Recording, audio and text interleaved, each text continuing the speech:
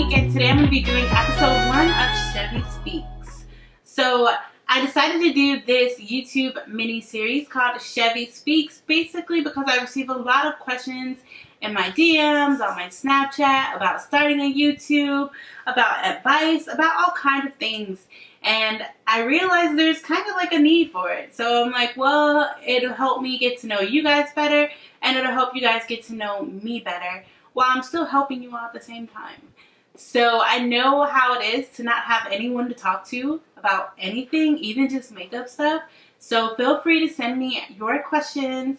It can be any type of questions that you have, that you're wondering, struggles that you may be dealing with, and I will answer the questions, and it will be anonymous. So make sure to leave your questions. Send them to me via email. I will link my email address right here so that you guys can send them. I do read the emails. If you like for it to be anonymous, it will be anonymous. So if you don't want it to be mentioned here on YouTube, make sure to let me know, and it won't be mentioned on YouTube. I'll just answer you via email. But if you want it to be on YouTube, that's fine. Just send me it, and it'll be anonymous no matter what. And I will answer your question as best as I can and give you advice.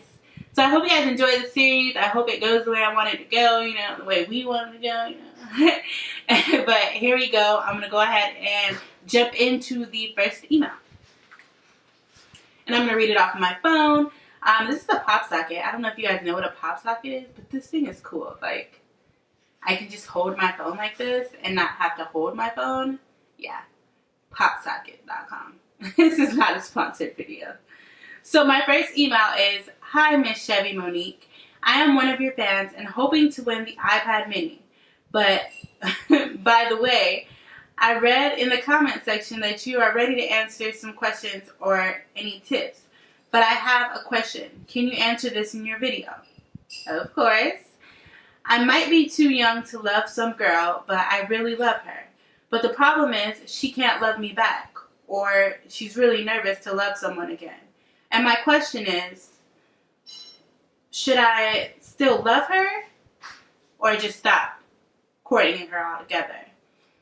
So when I read this email, I was like, oh, you said courting, and it's so cute because like I have only heard that on TV, and that's me being a girl from the US, because I've never heard anyone refer to like liking someone or loving someone as courting them, and that's so cute. And I actually have another email where someone said that too, and I thought it was so cute. Like, I don't know why.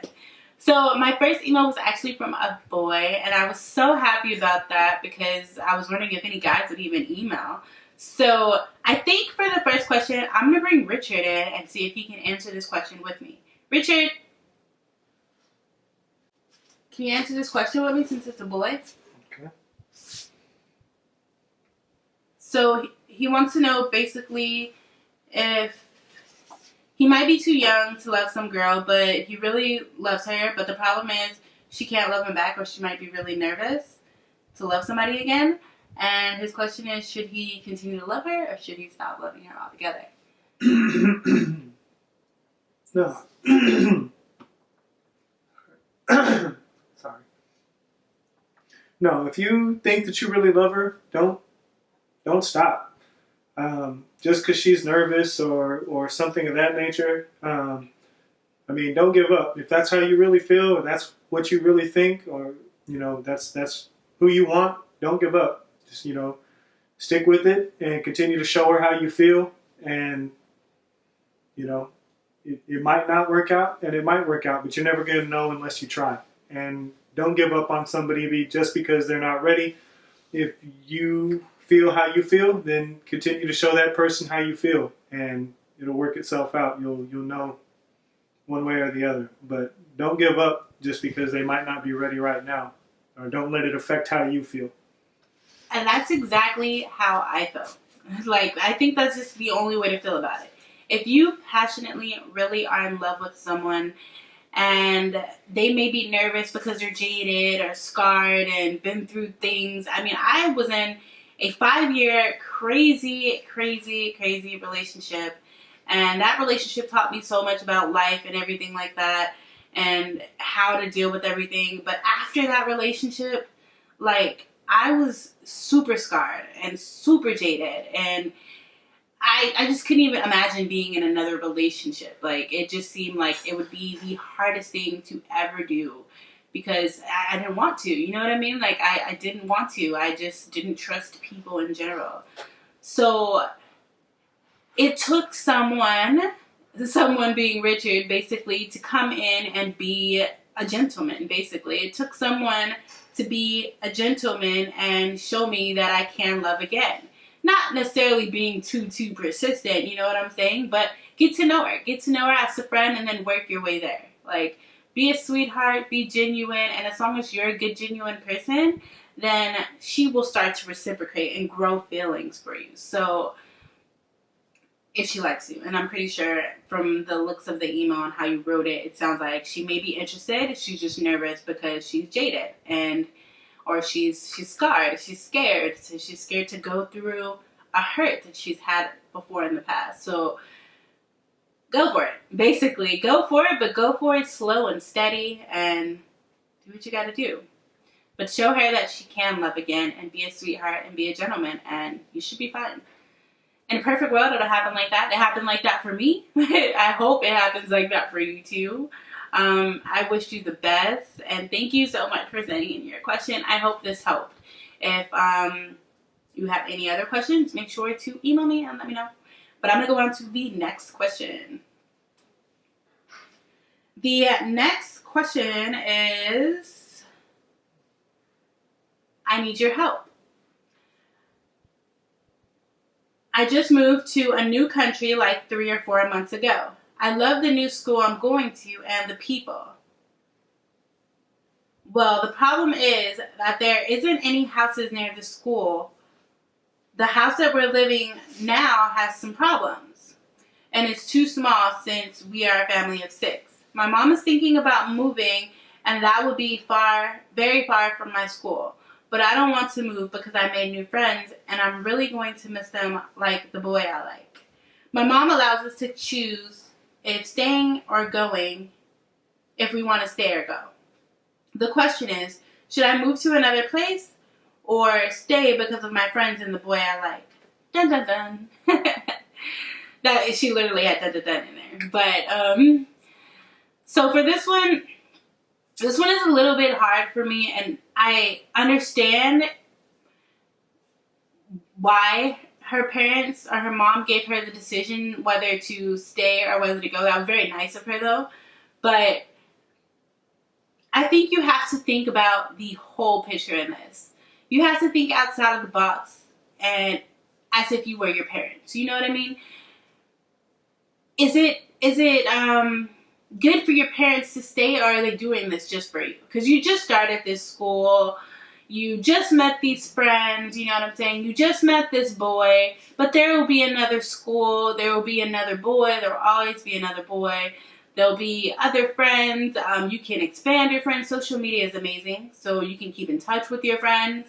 If they're really good friends, they'll stay in touch with you even if you just met them. So basically what I'm trying to say is, if you feel like if your mom really, really, really wants to move and she really wants this, I think she's being such a sweetheart with giving you the option whether to stay or to go. But with you just getting there, and it may be a better quality of living where you're going, I think it may be a good idea if your mom really wants to go, that you go. You know what I mean? Because she works hard for you. She works hard for you to have everything that you have. She's only wanting a better quality of living for all of you guys. You said it's a family of 6, and she just wants to take care of you guys. So she's wanting to move you somewhere else to take care of you. So if you guys feel like you're fine where you are, then she's okay with that because she just wants to take care of you. It's like Mother Bear. She's just trying to be there for you. So I think if you know that she really wants to go, that it may be something you may have to sacrifice for her.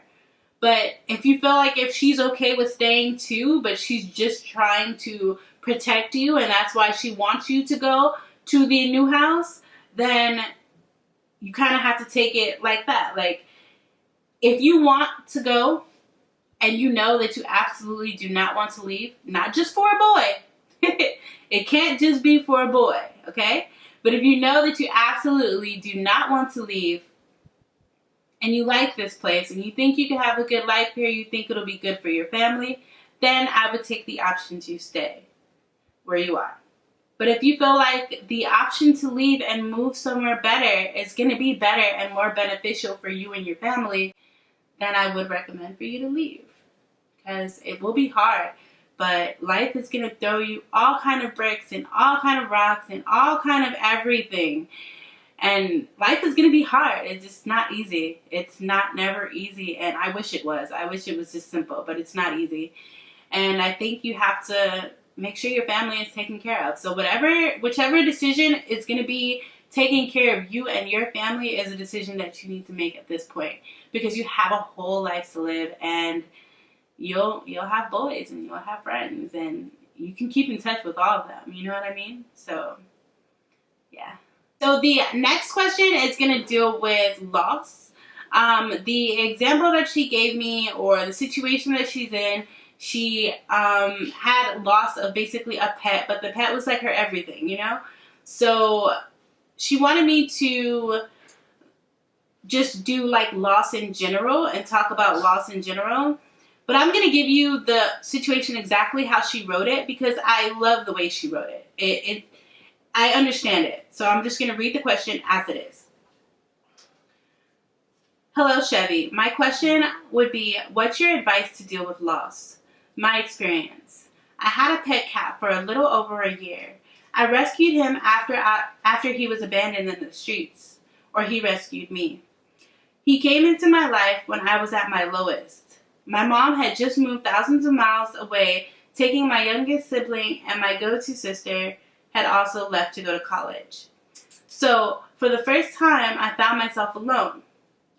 But that's why when my little guy came in, he became my main focus, my motivation, and I loved him since day one.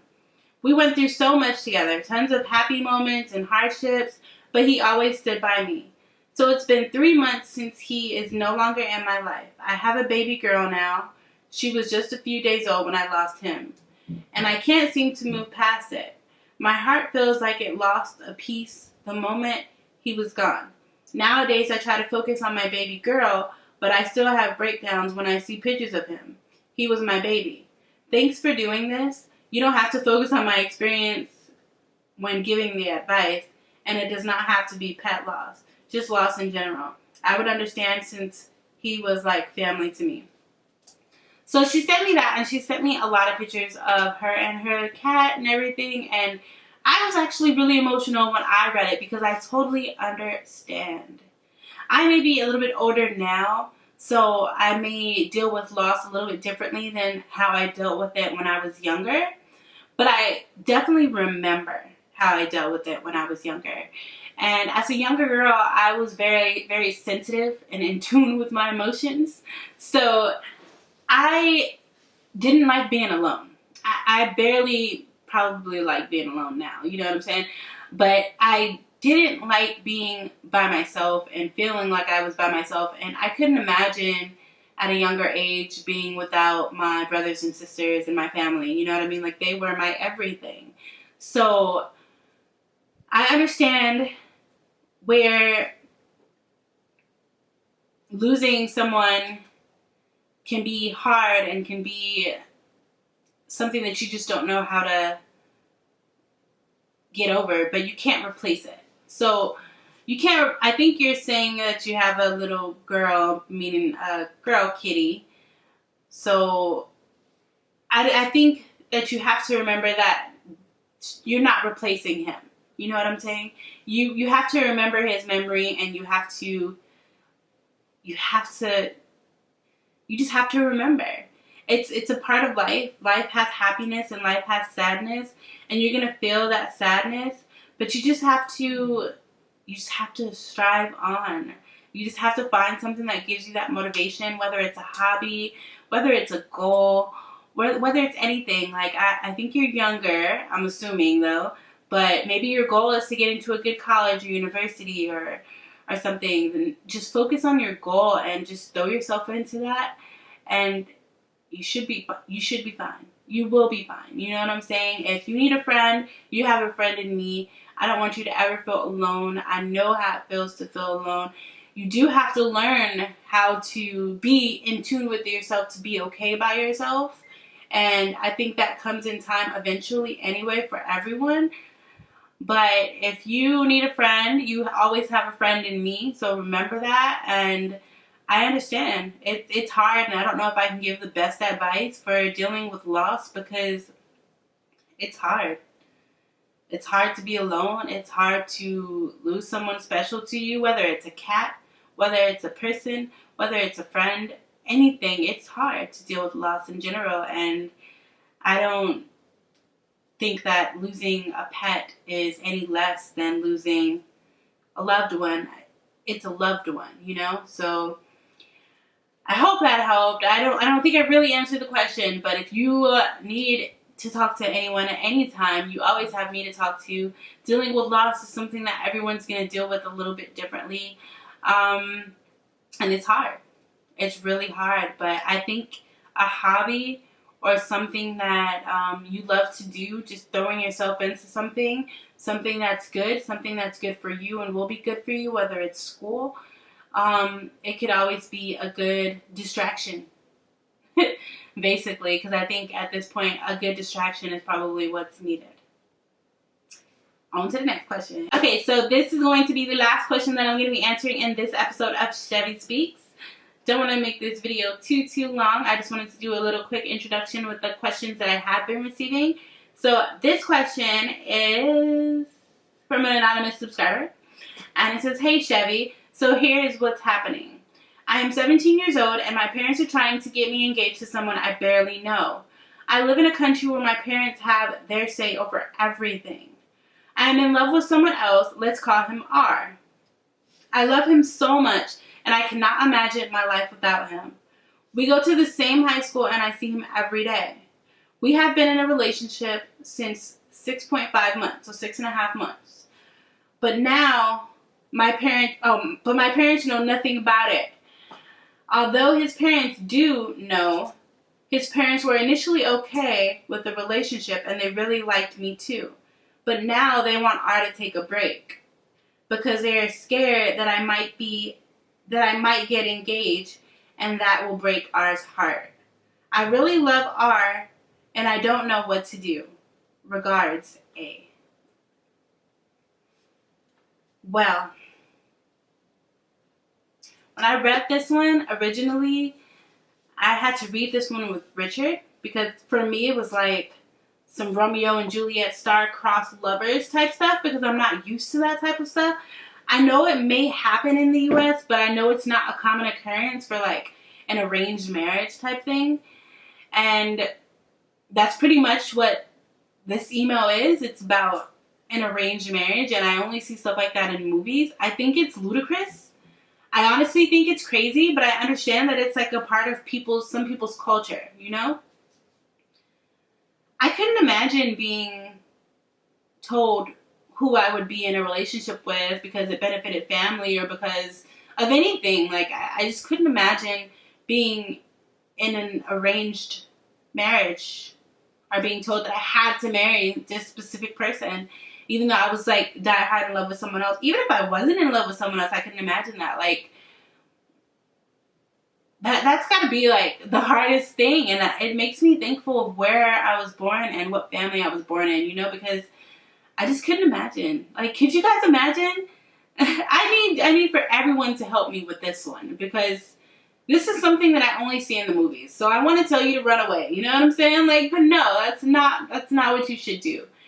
I think you should sit down with your family and talk to them. But I don't want to tell you that if you live in a situation where it could be detrimental to you if you go against them.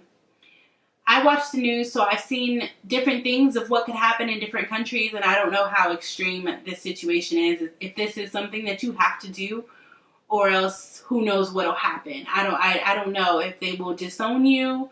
I don't know the details behind it and how extreme it is. But I definitely do think that you should sit down with your parents. If your mom is the most understanding one, then you want to sit down with the most understanding parent or family member and talk to them and seek their advice because they're going to know more on what the consequences could be for you. And that's my main concern. I don't want it to be anything crazy, and I don't want to give you advice on this and then it'd be something crazy that could happen if you go against your family's wishes. I don't know exactly what country you're in, so I don't know what type of practices they have or anything like that. And it's kind of nerve-wracking to answer this question.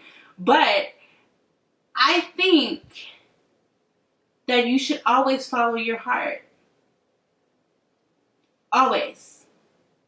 So whatever your heart is telling you that you need to do, it's what you need to do. If you're in love with this guy and you know you're in love with him, you need to tell him. You can sit down with his family and talk to them, let them know. Sit down with your family, talk to them, let them know. Definitely sit down with him, let him know. But you're going to have to put your big girl panties on for this one, because it sounds like it's about to get real. And I think you're going to have to talk to your family and a real heart-to-heart. You're just going to have to do it. There's no way around it. And this is so crazy that I got this question, because it feels like a movie. Like, I feel like I'm reading the script to a movie and like giving you guys advice on this movie or telling you what happened in this movie, because I didn't know, like, I knew it happened in real life, you know what I mean? But it's just so crazy. I couldn't imagine being told that I couldn't marry Richard and I had to marry this other random stranger because of some other reason that it was beneficial to my family, or just because that's who they wanted me to marry. Like, it's just so weird. Like, it's like watching an episode of Rain. I don't know if y'all watch Rain, but it's like you know what I mean? Like old school English movie, like of the back in the day times, and arranged marriages for the princess and stuff like that was happening. And I don't know. If you need a friend, I will always be your friend. You know what I'm saying? You can hit me up at any time we talk. The question might better be answered in my inbox, in all honesty, because I don't know. It really depends on how serious you think that it would get if you went against your parents' wishes. But I do think that a conversation is due and that you do need to talk to them. As hard as it may be, you're going to have to do it. I hope you guys enjoyed this episode of Chevy Speaks. More to come in the future. Remember, the better your questions are, the better these episodes will be. I thoroughly enjoyed this episode. I hope you guys did too. Make sure to let me know in the comments below. And more to come in the future.